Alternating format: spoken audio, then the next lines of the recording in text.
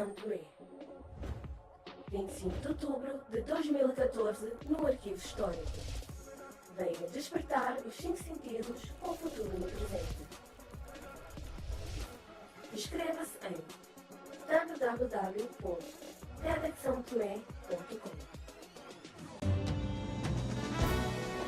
Precisamos hoje, mais do que nunca, do empenho de todos os são-tomenses para que o nosso desejo de um país melhor para todos se transforme em realidade, unindo toda a sociedade. Podemos garantir a condição de direito à vida, viver sem fome. Podemos garantir a educação de qualidade para todos. Podemos garantir a igualdade entre sexos e a valorização da mulher. Podemos reduzir a mortalidade infantil e melhorar a saúde das gestantes. Podemos combater o SIDA, o paludismo e outras doenças. Podemos cuidar do meio ambiente e garantir a qualidade de vida. Podemos, todos juntos, trabalhar pelo desenvolvimento. Pessoas, governos, sociedade civil, empresas, organizações sociais. Enquanto você faz a sua ação, muitos outros estão fazendo a sua parte. A soma de pequenas ações pode fazer uma grande diferença e mudar São Tomé e Príncipe. É uma tarefa de todos nós.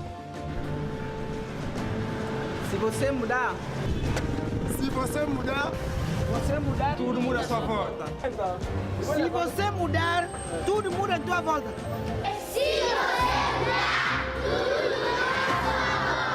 Se você mudar, tudo muda à sua volta. Se você mudar, tudo muda à sua volta.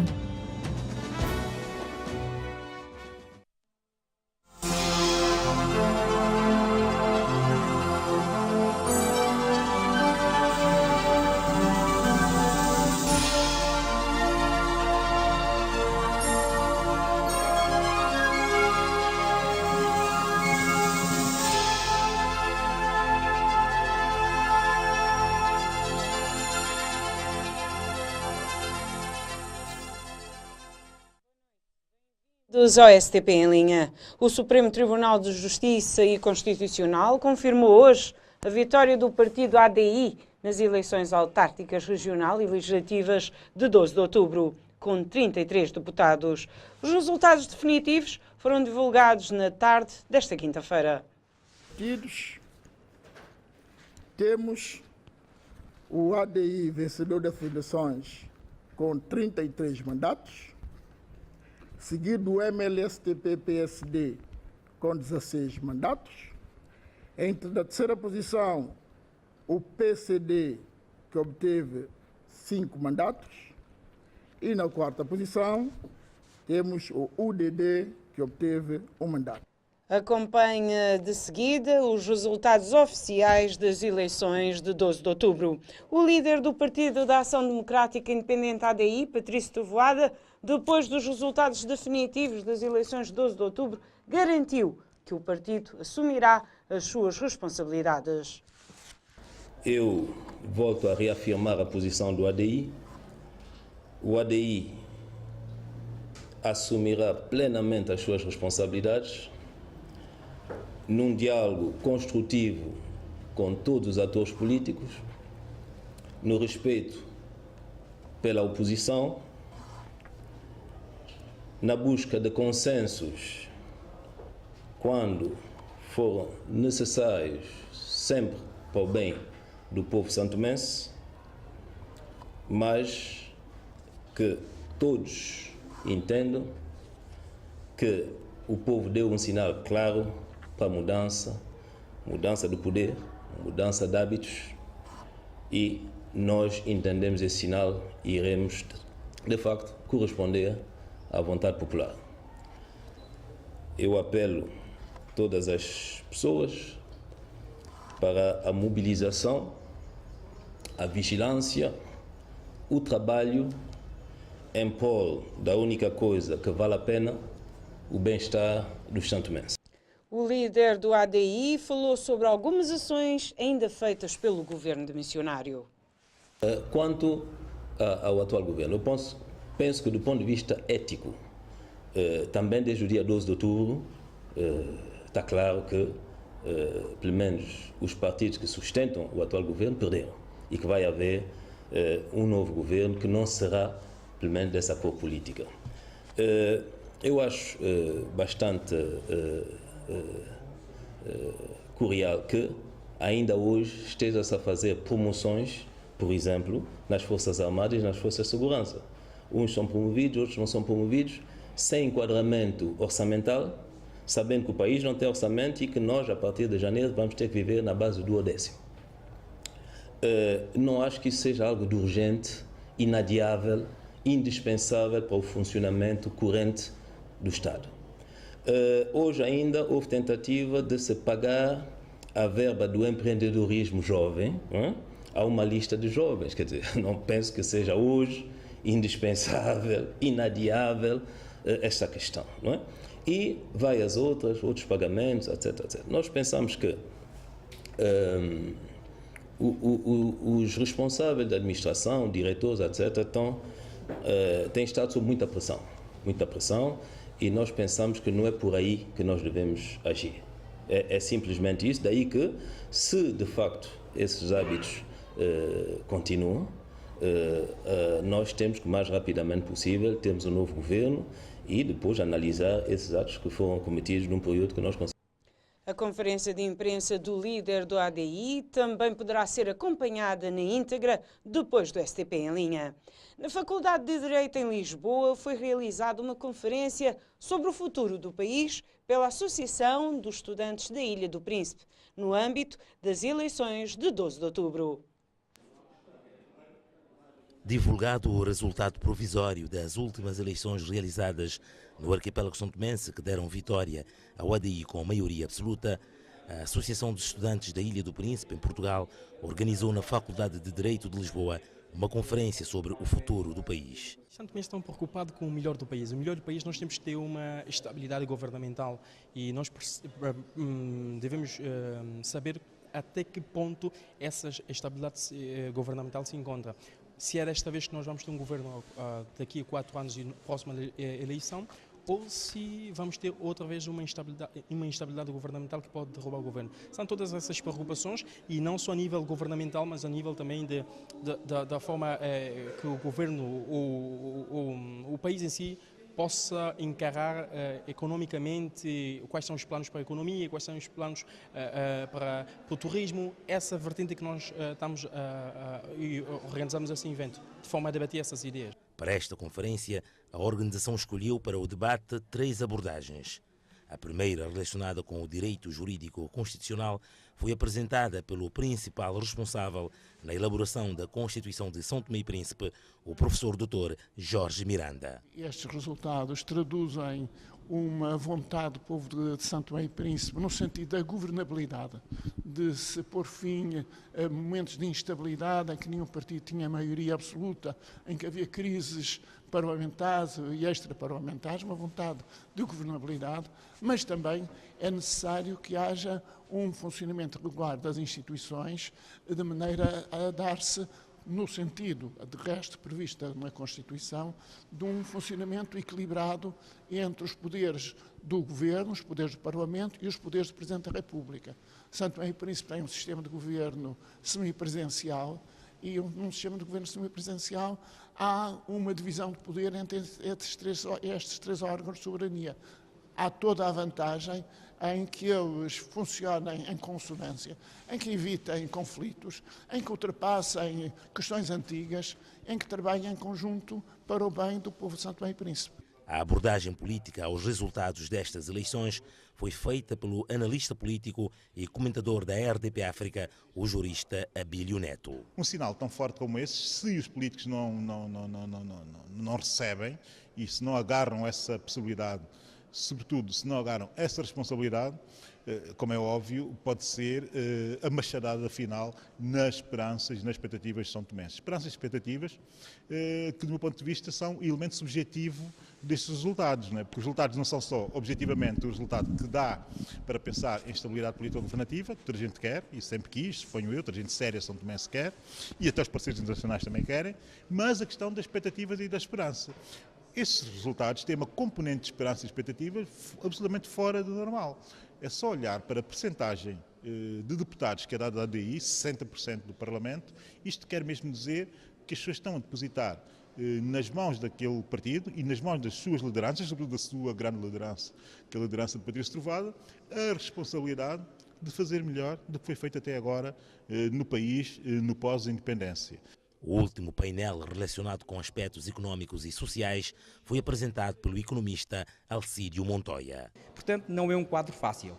Portanto, temos muitas limitações, mas eu acredito que é possível, com trabalho, com empenho de todos, que se consiga, enfim, implementar e, de uma vez por todas, dar um rumo à nossa economia, porque o nosso principal problema hoje em dia é não termos uma economia. O problema de São Tomé e Príncipe é que não temos uma economia. Vivemos, essencialmente, de apoios pontuais, de ajudas pontuais, de instituições internacionais, de países amigos, e essa forma de viver está esgotada. Outra hipótese é o desenvolvimento, que se eventualmente pudermos vir a descobrir e a explorar o petróleo, aí parte destes problemas são ultrapassados, porque naturalmente os rendimentos que virão do petróleo poderão ser canalizados para esse fim. Mas como ainda não existe o petróleo, temos que pensar em alternativas. Esta conferência, que juntou na Faculdade de Direito de Lisboa muitos são-tomenses residentes em Portugal, contou com a presença do embaixador de São Tomé e Príncipe, acreditado na capital portuguesa. Primeiramente, o que nós devemos fazer é saudar a ideia, enaltecer a ideia dos jovens estudantes da Ilha do Príncipe aqui em Portugal, que tiveram essa interessante ideia de reunir são-tomenses e juntos refletirmos sobre o que foram estas eleições, o seu processo, porque estas eleições, de facto, deixaram ensinamentos que é pertinente que nós analisemos e tenhamos em consideração estes mesmos ensinamentos. É bastante animador que sejam a juventude a mostrar que não está alheia ao quadro político santomense, que está atenta e que está disponível e interessada em participar.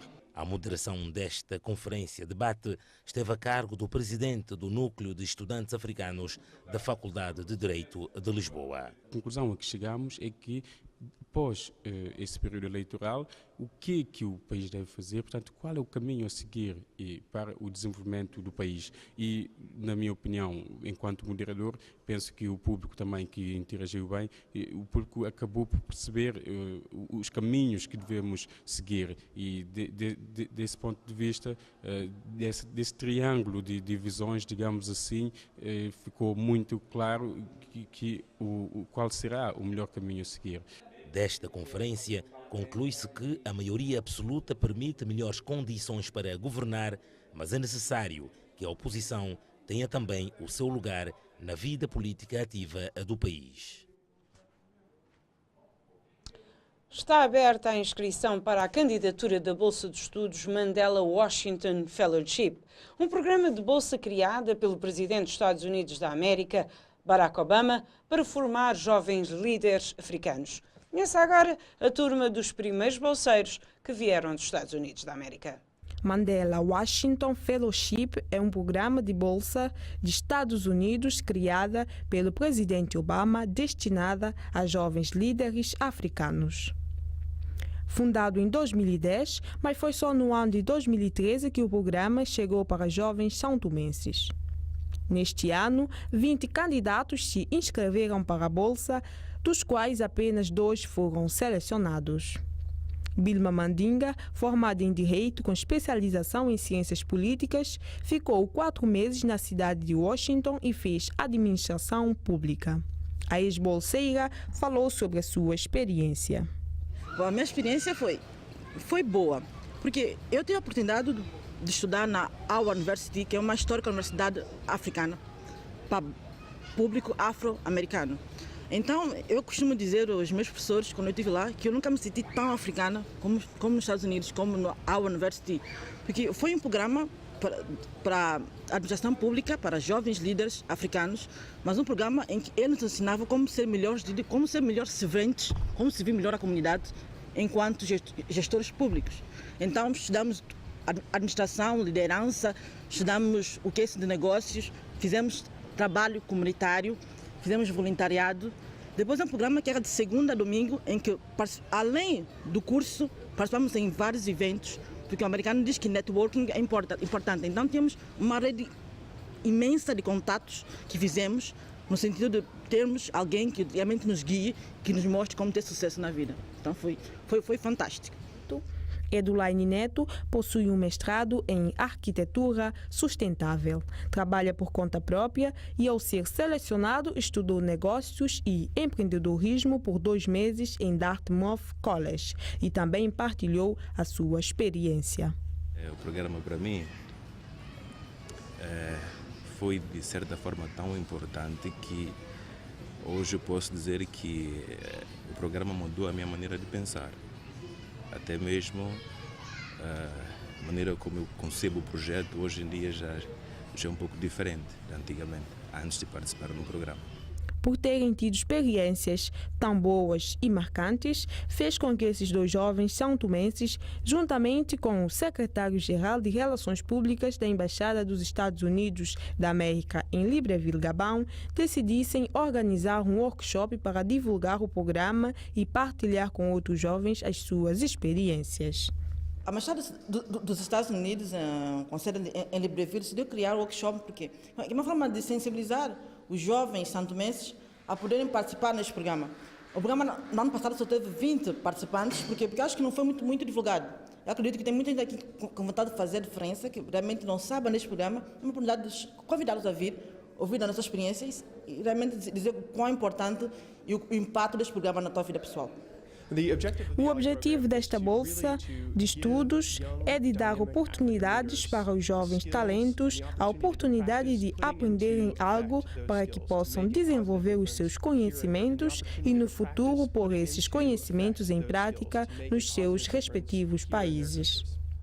Jovens são-tomenses com espírito de liderança com idade compreendida dos 18 aos 35 anos poderão se inscrever até o mês de novembro para esta bolsa de estudos no site www.irex.org. Os selecionados irão para os Estados Unidos da América no ano de 2015 para uma formação de 2 a 4 meses. Está comprometida a segurança pública dos passageiros automobilistas que utilizam a estrada que dá acesso ao maior hospital nacional, Dr. Aires Menezes, e ao supermercado Secadô. A obra do muro de vedação entre o supermercado e a estrada que dá acesso ao hospital continua sem solução por parte das entidades competentes do país, tendo em conta que se avizinha a época chuvosa, o risco de desabamento de terra é iminente. Já se passaram 7 meses depois da queda do muro e até à data presente nada foi feito. Já se passaram 7 meses do desabamento do muro de vedação entre o supermercado Secadô e a estrada que dá acesso ao Hospital Dr. Aires de Menezes. Na altura do incidente foi criada uma equipa de técnicos e engenheiros para estudarem e resolver o caso. Situação que não se verificou até o dado momento, o que põe em causa a segurança pública dos passageiros automobilistas que utilizam a estrada que dá acesso ao maior Hospital Nacional Dr. Aires de Menezes e o supermercado Secadô. Recorde-se que foi no dia 17 de março, por volta das 20 horas, em que a obra de vedação e proteção da passadeira na subida do hospital desabou, deitando por terra grande parte do muro. Um incidente que não causou vítimas humanas, mas provocou alguns danos materiais na porta de entrada do supermercado Secadô. Naquela altura, um dos presentes no local mostrou seu descontentamento. É muito investimento para fazer um tipo de trabalho desse. Não pode. Muito investimento. Não tem nem mês ainda como é que pode desabar. Não pode. O arquiteto Liberato Muniz, na ocasião, emitiu a seguinte opinião técnica. Devia ter, primeiramente, uma melhor estrutura. Segundo, o erro de ligação não pode ser feito num elemento com essa dimensão. E, claro está, com essa altura, todo o fator climatérico influencia e tem que ter uma devida drenagem.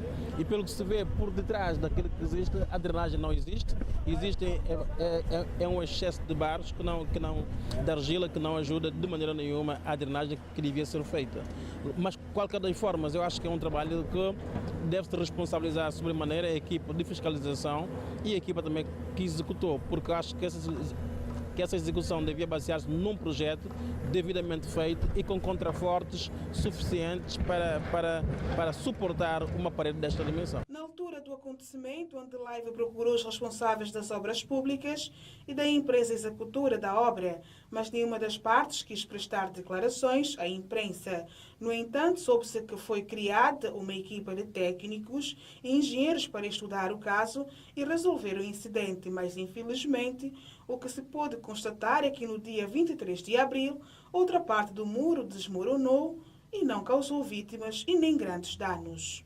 Certo é que, após o primeiro desabamento, não foram tomadas medidas de contenção para evitar este incidente que poderia ter posto em causa vidas humanas. A diretora do Instituto Nacional de Estradas esclareceu na altura, em entrevista à Andelive, alguns aspectos ligados à obra. Eu acho que a obra foi uma obra em que se fez uma adjudicação direta. Após vários lançamentos, pelo menos 2 concursos foram lançados e foram infrutíferos. Isso quer dizer que não apareceram concorrentes. E com base em alguns articulados da nova lei de licitação, decidiu-se ir pela via adjudicação direta, tendo em conta o perigo, a iminência do perigo de que se assistia nesse troço, culminando uma das vezes até com queda de viaturas. A diretora do INAI atribui ainda a responsabilidade pelo desabamento das placas de vedação à empresa executora. Talvez se a empresa tivesse desviado a água, dissipado a água, a montante, porque vem toda a água do hospital, toda essa zona do quartel, a água vai por ali. Talvez isso não teria acontecido. E as recomendações que foram feitas por essa equipa de fiscalização, elas foram seguidas pela empresa executora? Neste caso, não foi seguida do momento, foi a causa foi por isso que aconteceu o que aconteceu. Então, por este motivo, pode-se dizer que a responsabilidade pelo que aconteceu é da empresa executora, é do empreiteiro? Tendo em conta as cláusulas contratuais, esta é da responsabilidade do empreiteiro. Ele será responsabilizado, a empresa executora será responsabilizada por esse facto, então? Sim, ela até já manifestou isto perante as autoridades, portanto, porque são questões que estão no contrato, que já prevê esses tipos de situação. Portanto, com base nisso, nós não podemos fugir o âmbito contratual. Com base nisso é que tudo será feito. A queda consecutiva do muro de vedação entre o supermercado e a estrada que dá acesso ao Hospital Dr. Aires de Menezes é uma obra que não foi concluída, gerando assim uma polêmica que agitou a opinião pública. Agora é o título do livro do escritor são-tomense Nuzulino Vera Cruz, obra lançada na Faculdade de Direito de Lisboa, onde o autor fala-nos da sua inspiração desta obra literária. O momento é agora, o caminho para o sucesso. É o livro de estreia do jovem escritor são-tomense Nuzulino Vera Cruz. O momento é agora para fazermos muita coisa, para seguirmos em frente com o projeto, para deixarmos de ideias negativas, para sermos positivos e aí por diante. O momento é agora, as pessoas completam para fazer o que quiser. Claro, de bom, não é? Que contribua para a evolução da mesma pessoa, contribua para a evolução deste nosso mundo, digamos assim. Em O Momento é Agora, o caminho para o sucesso, o autor partilha o seu próprio percurso de vida numa narrativa extensível a todos. Inspirei-me no momento em que estamos a viver agora e fui buscar algumas experiências da minha vida pessoal para escrever este livro.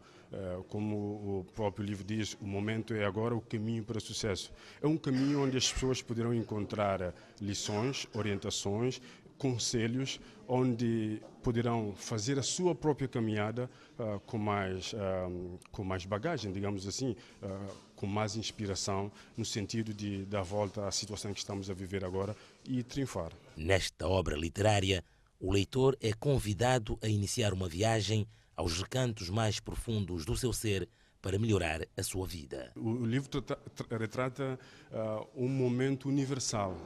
Aliás, o país, Portugal, São Tomé, o mundo está a atravessar por um momento um pouco delicado, não é? Portanto, o momento que o livro se trata é universal. Não tem a ver com São Tomé ou Portugal, tem a ver com o mundo inteiro.